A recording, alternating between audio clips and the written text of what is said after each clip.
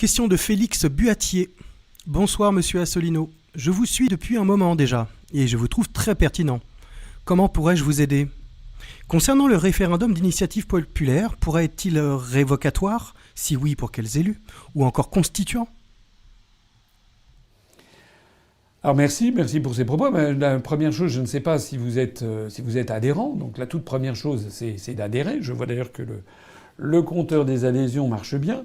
Je vois que notre dernier adhérent est des Pyrénées-Atlantiques. Je le salue et on est à 15 627. On était à 15 609 au début de cette émission. Ça veut donc dire que nous avons donc 18 adhésions depuis le début. C'est très bien. Bravo et merci à tous ceux qui nous rejoignent. Donc première réponse que je fais à mon interlocuteur, adhérer. Voilà. Ça serait un peu, c'est un peu relou, comme certains diraient aujourd'hui. J'insiste, mais c'est tellement important. Vous êtes notre seule source de financement. Je viens de le dire. L'UPR a 0 € d'endettement. 0 €. Et pour l'élection présidentielle et les élections législatives, nous resterons à 0 € d'endettement. Parce que moi, je ne veux dépendre que du peuple français. Parce que mon seul patron, c'est le peuple français. C'est pas une banque, hein. Les autres partis politiques, ceux qui se mettent dans la main des banques, M. Mélenchon qui emprunte 8 millions d'euros auprès des banques, il va bien falloir qu'il traite avec la banque. Le parti socialiste qui emprunte des quantités d'argent. Les Républicains qui ont, d'après ce que je crois savoir, 55 millions d'euros de dette. Et donc, qui a une situation bilancielle nette négative de moins 35 millions d'euros. Ils sont tenus dans la main des banques. Madame Le Pen, qui est allée chercher des chèques aux Émirats Arabes Unis ou en Russie ou je ne sais pas où, et qui maintenant, si j'ai bien compris, essaye de récupérer auprès de son père qu'elle a chassé comme un malpropre, elle essaye de lui récupérer de l'argent. Enfin bon, bref. Moi, c'est pas comme ça qu'on fonctionne. Nous, on est des gens simples, en fait, hein. Nous, on se dit, il faut tout simplement que les Français nous donnent de l'argent, parce qu'on est là pour les représenter. Je l'ai dit et je le répète. Moi, ce que je mettrais dans mon programme, parce qu'il n'y a pas encore tout dans le programme, c'est notamment une réforme sur les partis politiques. Moi, je vais proposer aux Français que les partis politiques ne puissent plus désormais être financés que de deux façons, par l'État en fonction des résultats obtenus aux élections législatives antérieures. À ce titre-là, nous avons 0, puisqu'en 2012, on a été trop petits.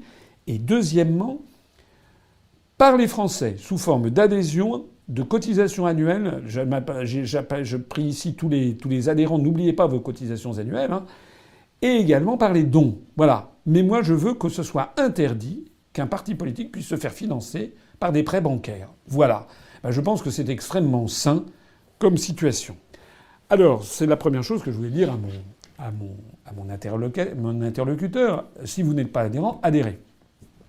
Si vous êtes adhérent, faites un don. Vous pouvez d'ailleurs au passage faire maintenant des prélèvements mensuels automatiques. Ça marche bien, ça a bien commencé. Donc on a maintenant de plus en plus de nos adhérents, de nos donateurs qui font un système de prélèvement automatique mensuel de 10 € par mois. 10 € par mois, c'est quand même pas une très grosse somme pour la plupart des gens. Il y a des gens pour qui c'est une grosse somme, mais pour la plupart des gens, c'est même pas le prix d'un repas au McDonald's. C'est meilleur pour la santé de donner 10 € à l'UPR. Au total, ça fait 120 € dans l'année. Alors, ce que vous pouvez faire aussi, ce que font d'ailleurs beaucoup de nos adhérents et sympathisants, c'est de relayer, de parler autour de vous, de par le bouche à oreille, de faire passer les entretiens d'actualité, les directs qui sont enregistrés, les conférences non seulement celles que j'ai faites, mais les conférences de Vincent Brousseau, les conférences de Charles-Henri Gallois, de faire passer également les analyses qui sont sur notre site, qui ne sont pas uniquement de mes analyses d'ailleurs. Nous avons des analyses qui sont faites par de plus en plus de personnes. Faites circuler, donnez le nom de upr.fr, faites lire la charte fondatrice, montrez tel ou tel aspect de notre programme. Et si les gens n'ont pas le temps, faites-leur découvrir certaines de nos petites vidéos, 1 minute pour comprendre, que nous avons sur notre site ou sur notre page Facebook. Voilà, ça c'est très très important. Je m'adresse ici, il y a plus de 3000 personnes qui me suivent. Eh bien, c'est très important parce que c'est exponentiel, hein. Si chacun se développe comme ça, on va avoir... D'ailleurs, actuellement, la notoriété de l'UPR est en croissance exponentielle. Parce que les Français en ont marre. Ils en ont marre, ils ont raison d'en avoir marre de la situation politique. Et ils se disent, il faut que je trouve une solution. La solution, c'est nous. Voilà, c'est aussi simple que ça. Voilà. On est le seul mouvement politique qui apportons les bonnes solutions. Et je crois être vraiment honnêtement, franchement, je pense, en toute immodestie, être le seul grand candidat, c'est-à-dire le seul qui soit du niveau de l'élection présidentielle. Les autres, c'est minable. Voilà. Alors, maintenant, vous m'avez posé une question. Je me rappelle plus ce que c'était la question. La deuxième partie de la question, c'était... Est-ce que le référendum d'initiative populaire peut être... Ah oui, sur le référendum d'initiative populaire. Donc le référendum d'initiative populaire, il faudra que 500 000 personnes soient allées déposer en mairie leur approbation, leur signature, et en présentant une carte d'identité sur une question qui aura pu être lancée, par exemple, sur un forum, ou par exemple sur un site internet, voilà.